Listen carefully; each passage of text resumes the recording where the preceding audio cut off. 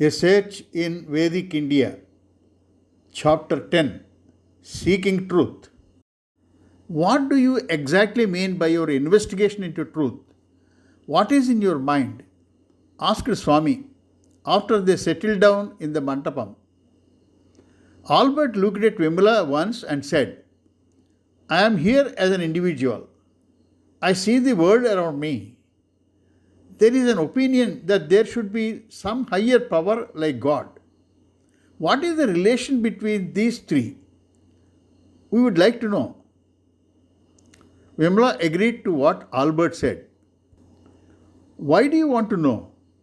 There should be some reason or purpose, isn't it so? Asked Swami.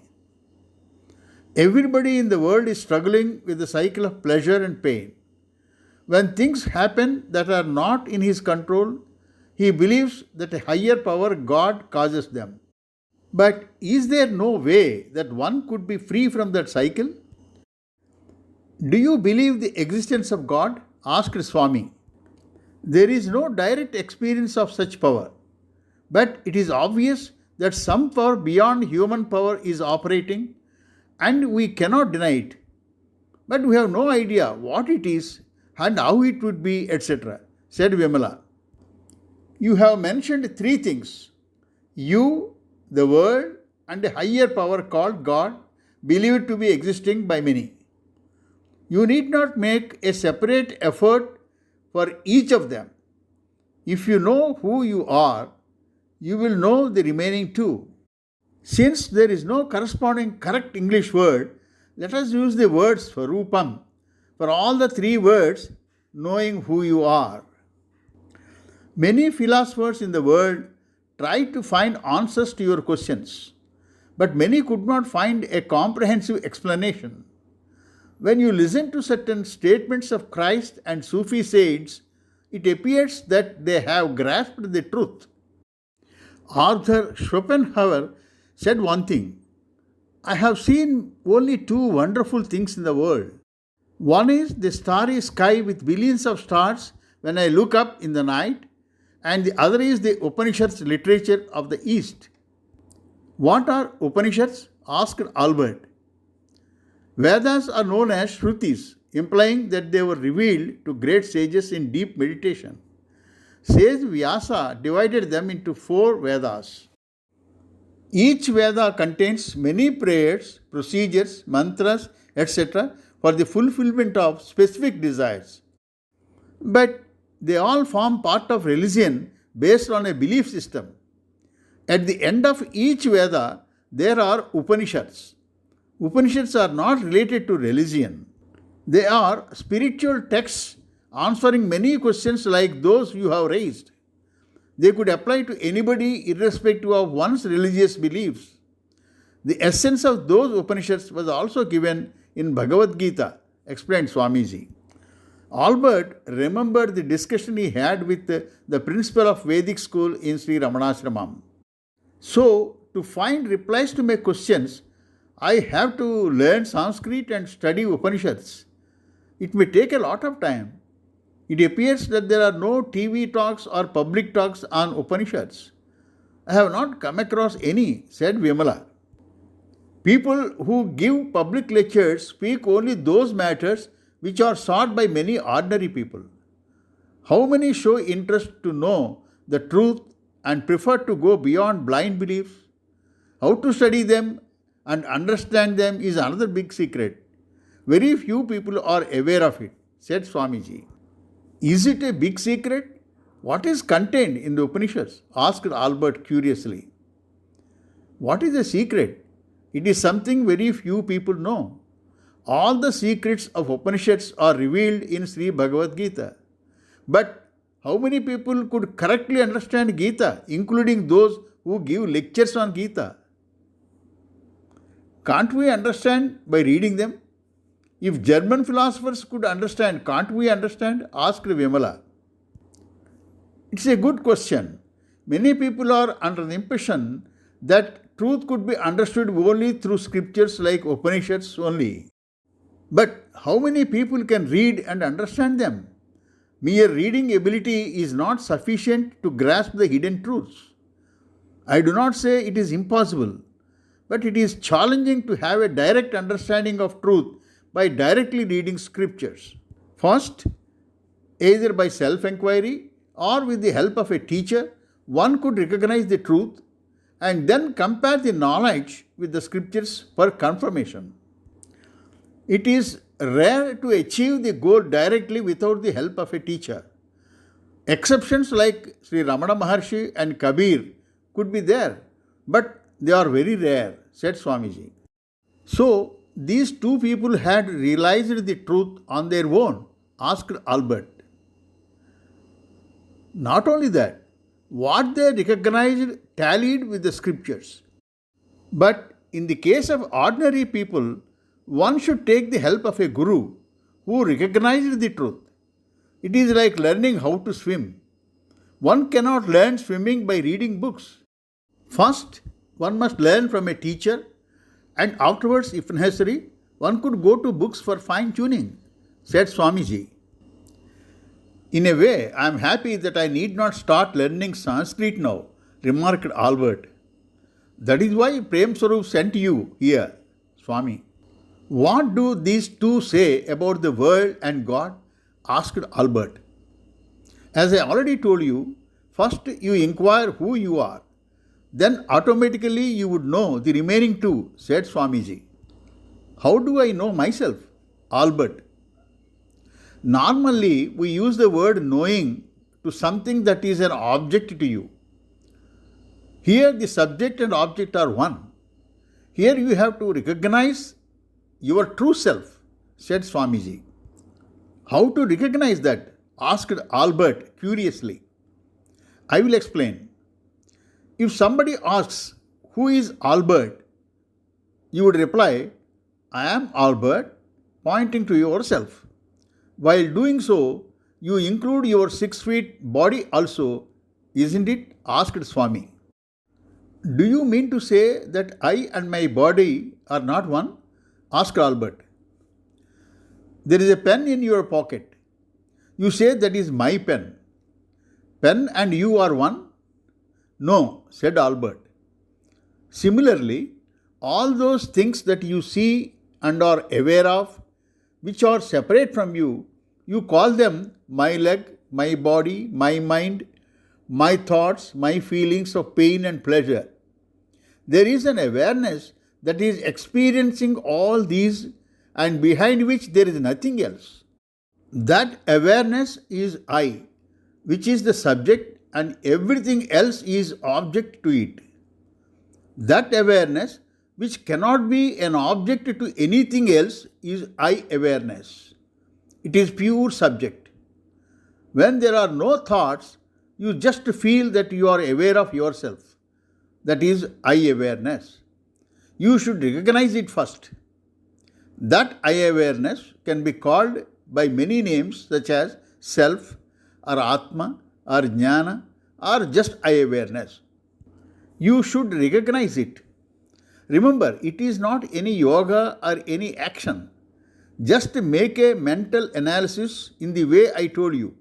That is, going back from objects outside your body and then going back from your body, mind, thoughts and feelings and recognizing that pure subjective I awareness. I will come back in 10 minutes. Please attempt it now, sitting in your chairs only. Swami went out, leaving them to do exercise. When I read the book Who Am I, bought in Ramanashramam, I had several doubts. Now I think I could try it, said Albert. Remembering what Swami said, he attempted making a mental note that his legs are objecting to him, so he is not his legs. He is not his heart. He is not the thoughts as they are objecting to him, and stopped at the pure subjective I awareness. He arrived at I awareness and just remained feeling it. Vimala also did the same, and after a little while both exchanged what they felt. A state of pure awareness without any thoughts is recognized by both and felt a kind of silent bliss, although for a little while only. Swami returned after some time and asked them, Have you recognized? Yes, said both of them together. That I awareness could be called jnana or atma also. Is this I awareness my swarupam? Asked Vimala. No, it is not swarupam. But with the help of that I awareness only, you have to recognize swarupam. We understood earlier that such recognition would be in two stages. One is intellectually, and the second as a direct understanding or recognition. But to recognize your I awareness, there are no stages as you are aware of yourself even now. Yes, said both. Now, what you recognized as your awareness or jnana could be described in another way. This information is required in the context of understanding Swarupam. This pure subjective I awareness or jnana could be described as Atma also. But whenever you use the word I in worldly transactions, the I does not mean Atma, said Swami. Probably it requires some elaboration, said Vimala. Suppose you ask Albert, where are you going? And he replies, I am going to church. Here, when he is using I, he does not mean Atma or pure subjective awareness, because here I includes his 6 feet body also. To differentiate between the two, different terms are used. Now, when Albert says, I am going to church, there the I is termed as Mithya Atma, implying that the word Atma includes his body and not just pure awareness. Against this, if you want to mention the I awareness, which you recognized by going back from all objects to the state of pure subjective awareness, you use the word Pratyak Atma or Pratyagatma, explained Swami. What is the meaning of the terms Mithya and Pratyak used to describe the two terms? Asked Albert. Very good. The term Mithya in a way means a myth. You are including your body also when you say you are going to church. When you recognize your Swarupam, you will realize that your body is a myth. We will discuss that later. The word Pratyak means separating or stepping back, working back from your body, mind and feelings. You are arriving at your pure subjective awareness. To indicate that stage, Pratyagatma is used. Now you tell me, are you Mithyatma or Pratyagatma? Swami asked Vimala. Vimala thought for a while and said, in day-to-day transactions, when I use the word I, it is Mithyatma. On the other hand, in the process of knowing my true self, if I step back from my body, mind, etc., I am Pratyagatma. Have you understood now? Swami asked Albert. Yeah, I know the difference now clearly, said Albert. Both of them returned to the guest house after prostrating to Swami. Both of them returned to Rajarau's guest house and discussed what Swami said that morning.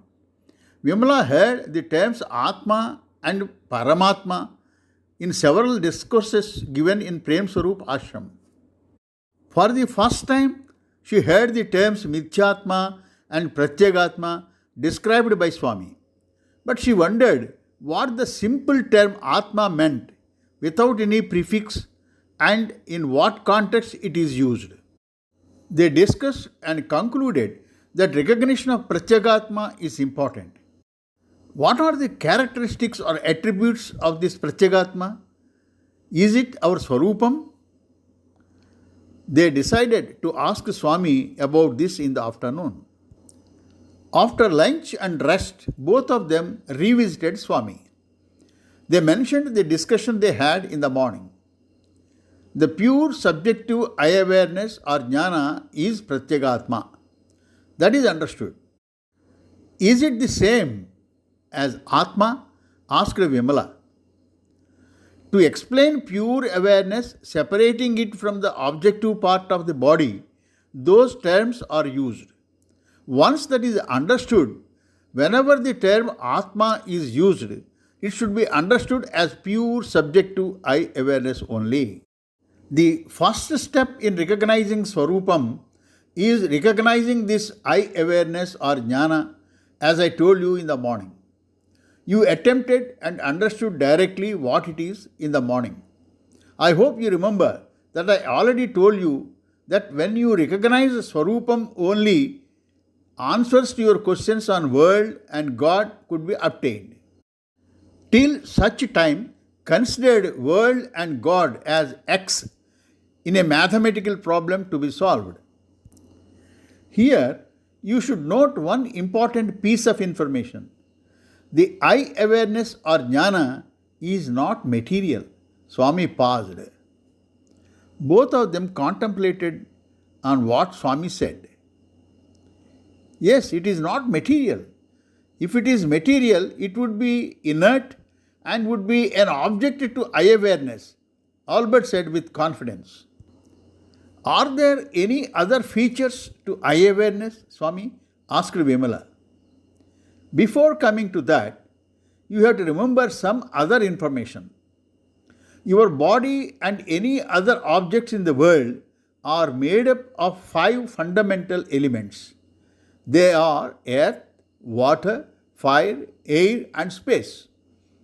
Other than your I awareness, everything else must belong to those 5 elements and their combinations. Now let us understand more about your I awareness. After listening, let me know whether you understood or not. I awareness is neither male nor female. There is no difference there.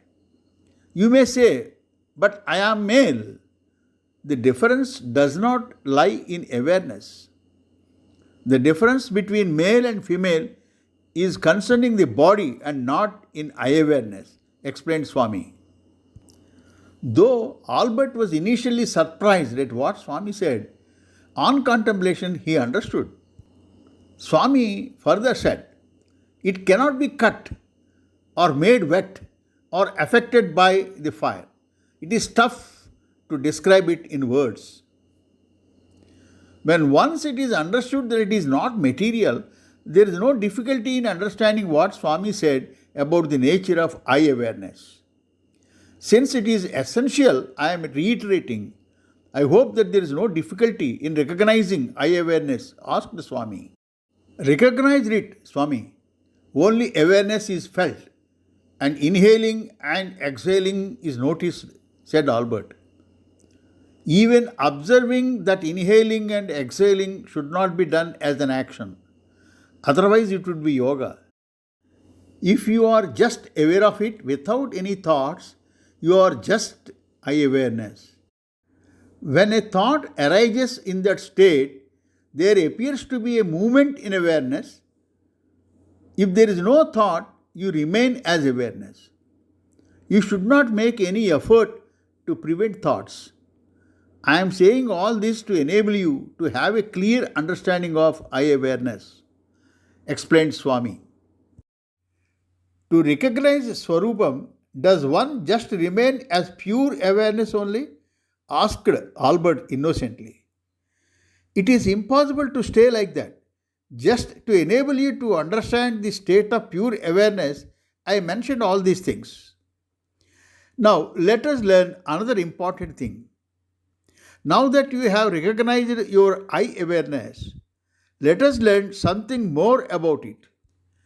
This I awareness has 2 integral parts but not separate parts. You should know about them, said Swami. 2 inseparables in my I awareness? What are they, Swami? Asked Albert curiously. I am is a combination of 2 words, I and am. But you cannot separate them into 2. I indicates that you are aware of yourself. Am represents be. You exist. And you are aware of that existence, I. You cannot be aware of yourself without existing, and you cannot exist without being aware of yourself. So, existence and awareness are the 2 inseparable components of your high awareness, explained Swami. Both Albert and Vimala thought for a while and absorbed what Swami said. You could understand that with an example. In a flame, light and heat are inseparable. Like that, existence and awareness are inseparable in eye awareness. The existence aspect is power and the awareness aspect is pure awareness, said Swami. You said existence is power. Could you elaborate that? Asked Albert. If you find anything existing, it is because of inherent power. All the objects you see are nothing but a combination of the five fundamental elements such as earth, water, fire, air, and space. All these have the power within them. If earth, moon, and stars like the sun are in space, then there must have been some power to keep them there. Existence only appears in different forms. You see that chair, table, and space between them all exist due to inherent power, explained Swami. The chair and table have inherent power to exist, but the space in between also has power, asked Albert. It is the existence that is appearing as a table and chair, and space also exists in between them. In space, all three are there. The power of existence only enables the remaining two to exist. There is no friend without friendship. Similarly, there is no object or space without existence, said Swami. There are objects which, as you said, are a combination of the five elements, and it is understood that each element has some power in it. But my eye awareness is not an object, it is purely subject to awareness. You say it has also existence and power as the power in the fire and each other element.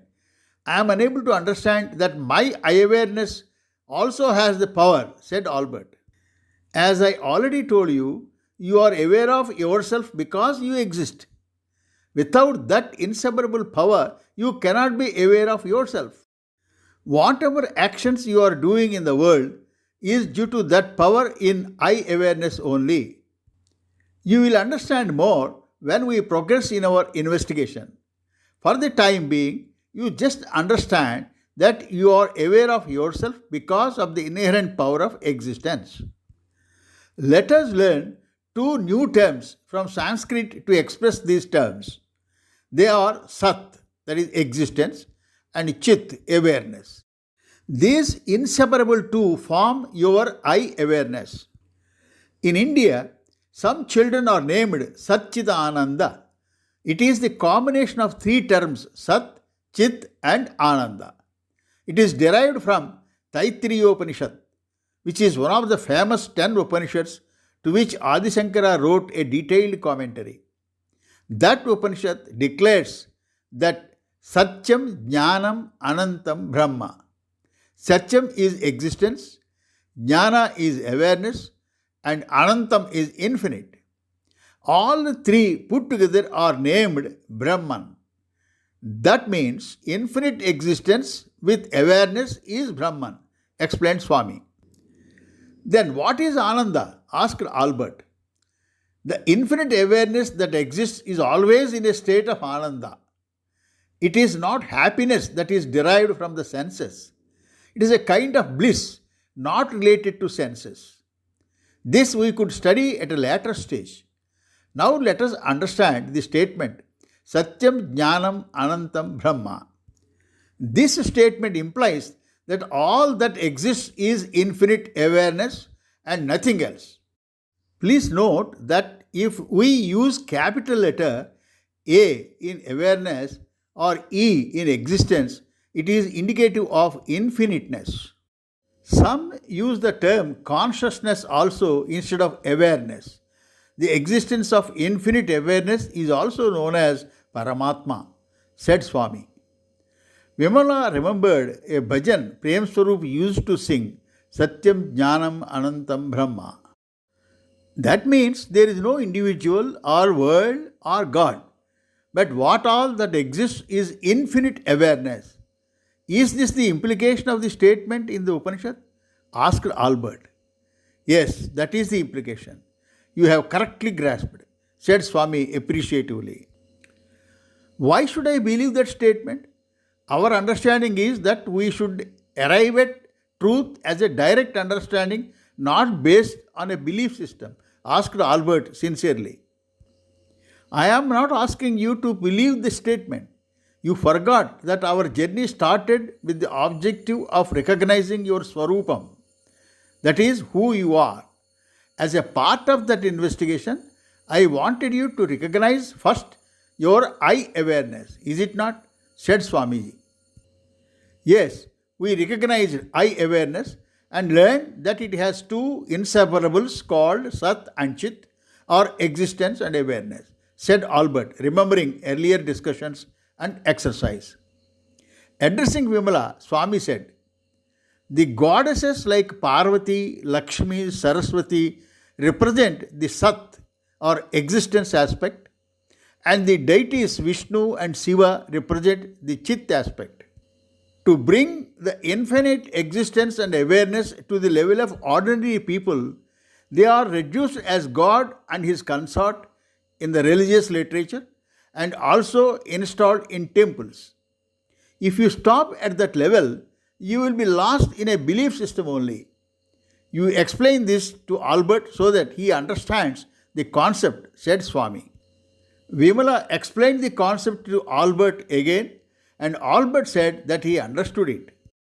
Albert got a doubt and he addressed Swami. Swami, even now with my eye awareness, I exist and I am aware of my existence. Since Brahman is nothing but inseparable existence and awareness, am I not Brahman? There is a difference. Let me explain to you with an example. Waves rise in the ocean because of inherent power in the ocean. Every wave has its own height with curves and foam. Due to ignorance, suppose each wave is under the impression that it is separate from the ocean and has some height with special characteristics like curves and foam. The water in the ocean only is appearing as a wave, and there is nothing but water in the wave. The so called forms and foam of the wave are nothing but water. Even if the wave subsides temporarily into the ocean, if the ignorance is not cleared, it may think that it is separate from the ocean when it rises again. When the ignorance is cleared with an inquiry, it recognizes that all along it is water only, and the form of the wave is nothing but an appearance due to the power of the ocean. Till such recognition takes place, it thinks it is a wave separate from the ocean, whether rises as a wave or remain immersed in the ocean. Then, does it mean that there are two I awareness, like the one that rises like a wave and one that is temporarily immersed in the ocean? Asked Albert. The wave which thinks it is separate from the ocean is false wherever it is. The wave which through enquiry recognizes its Swarupam is the wave that recognizes that it is not separate from the ocean, explained Swami. So, the I awareness when in worldly transactions and the I awareness remaining without thoughts during the process of enquiry are both false, remarked Albert. So long as your I awareness is shrouded with ignorance that it is limited to the body, you are not Brahman. Your I awareness is always attached to a thought that it is Albert. Thought of Albert means it includes all the details of your personality as a bundle. Even when you reach a pure I awareness state, after separating yourself from objects like body, mind, feelings, etc., it is still Mithya Atma or false I, and the bundle of personality is still attached to it as you have not yet recognized Swarupam. Let me explain this with another example. Suppose a bucket attached to a rope is dropped into a well and immersed in the well. During the immersion, you do not feel the weight of the bucket with water. It is as if the water in the bucket is merged in the well. But the moment you pull out with the rope, the weight is felt as the bucket is still attached to the rope. Similarly, though you may feel pure I awareness in the process of inquiry, the moment you come out of that state, your personality of Albert is still attached to I awareness as Swarupam is not yet recognized. Swarupam is to be recognized through proper inquiry till you recognize your infinite nature. Swami, could you please explain as to how the ignorance that I awareness is limited to the body arose? Asked Albert. Though some say the reason cannot be traced, it could be understood in a way. Ignorance is also the function of the inherent power of the Sat aspect of Brahman. You could understand it if you notice the process of entering sleep and waking from sleep.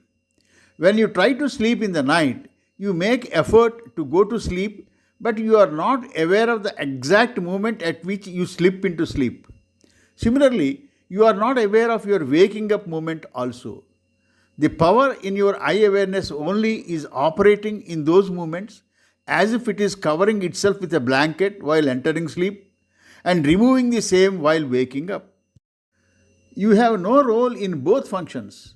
Now, due to the operation of that power only, you both started making attempts to recognize Swarupam. I got another doubt. Swami, in the case of a wave, it is water all along, even when it is believed that it was separate from the ocean. But in my case, to recognize pure subjective eye awareness, I had to step back from the body, mind, feelings, etc. to reach eye awareness. So, all the objects eliminated as non self are not eye awareness. But in the case of a wave, all the parts are nothing but water even before inquiry. Good question. The most interesting thing is that all those objects from which you stepped back to arrive at eye awareness are also eye awareness, just like every part of the wave is water. You will realize this only after recognizing your Swarupam. We have to discuss some more points for you to proceed further. We will do that tomorrow, Swami said, getting up.